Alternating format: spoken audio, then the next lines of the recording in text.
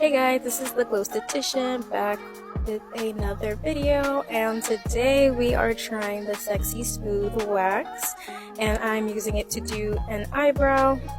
So my fiance was kind enough to let me practice a brow lamination and cleanup on him, which it came out looking amazing. Like, I'm so proud of what I did. I'll upload a different video to show you guys the result. But anyway, back to the Sexy Smooth Wax.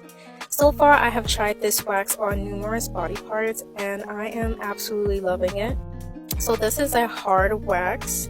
I believe it is a gel or film formulation, but I could be wrong.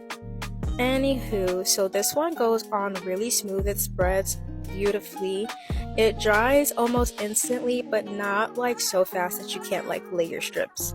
Not only does it grip every single hair, but when you pull the strip, it is virtually painless.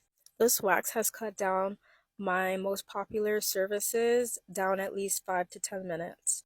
And I am super excited to order more of it and continue to use it in my studio. You guys should definitely check it out.